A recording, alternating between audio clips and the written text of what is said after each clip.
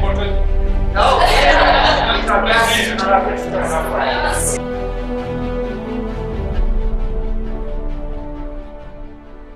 je suis français, j'ai 50 ans. J'ai vécu la construction de l'Europe. Pasquale est plus jeune que moi, presque 40 ans. Mais il a été irlandais. Il a connu la construction de l'Europe. Vous êtes européen. Vous êtes né avec une monnaie, l'euro. Vous êtes né, il y a déjà un passeport européen. Vous pouvez vous déplacer dans les 28 pays de l'Union européenne. Et votre territoire, c'est l'Europe, plus que votre pays d'origine. Vous êtes européen avant d'être irlandais, français, allemand.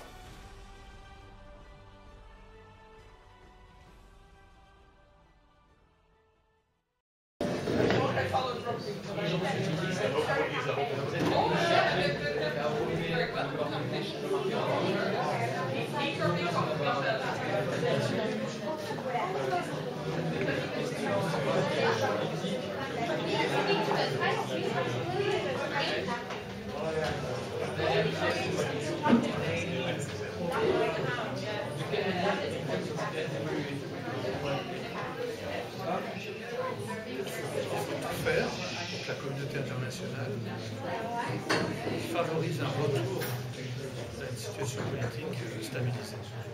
La pire des choses serait que nous ayons des interventions extérieures à l'Ukraine, de quelques pays que ce soit. Donc il faut vraiment fédérer. L'Union européenne peut jouer ce rôle d'action internationale qui accompagne financièrement l'Ukraine, qui a des échéances financières difficiles. Il faut que l'Union européenne soit là, à côté du FMI, monétaire international, et que par ailleurs, nous accompagnons les institutions politiques ukrainiennes à se stabiliser pour favoriser les élections du 25 mai prochain, les élections présidentielles.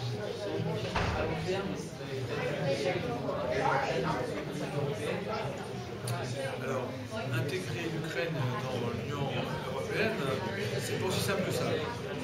L'Ukraine fait partie de l'Europe, mais elle ne fait pas forcément partie de l'Union européenne.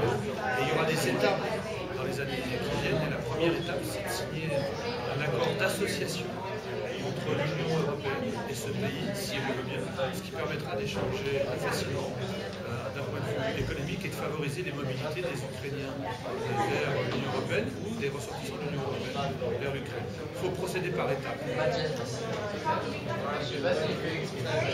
Voilà, même si la Turquie est dans une situation un peu avancée parce qu'elle bénéficie d'un statut de candidat à l'adhésion, ce qui n'est pas encore le cas de l'Ukraine. Les élections européennes auront lieu en mai prochain. Quelle politique adopter face à la montée de cette situation? Jamais considérer que le résultat est acquis d'avance. Il n'y a pas de fatalité sur une élection, quelle qu'elle soit.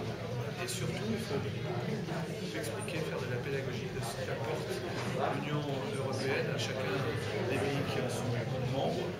Dire qu'il n'y aurait pas un développement économique comme on le connaît s'il n'y avait pas l'accompagnement de l'Europe. Il n'y aurait plus de politique de formation à l'égard des jeunes aussi poussée s'il n'y avait pas le Fonds social européen. Il n'y aurait plus de contrat d'aménagement des pays s'il n'y avait pas le FEDER, qui est un fonds qui accompagne les États. Puis aussi dire qu'est-ce qu'a apporté l'Europe. On est sur l'année 2014, qui est le centenaire de la Grande Guerre, de dire aussi que la paix a été possible parce que des hommes politiques ont choisi un moment de construire l'Europe. Et ça, c'est une donnée très très importante.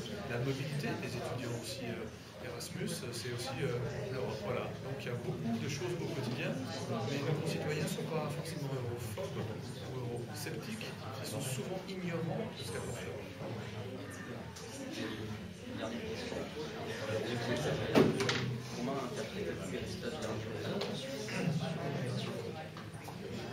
C'est toujours dans les périodes de crise économique qu'on cherche des coupables responsables de ces maux à l'extérieur de ces frontières. Quelquefois, on a du mal à admettre les difficultés auxquelles on est confronté sur la scène nationale, c'est aussi peut-être le fait qu'on n'a pas pris les bonnes décisions pour la promotion de son pays. Et donc on va toujours chercher un coupable à l'extérieur. Et on rejette toujours la faute sur celui qui n'a pas la même couleur, sur celui qui ne parle pas la même langue, sur celui que l'on dit étranger. C'est une réaction d'autodéfense, de nationalisme, il faut le condamner.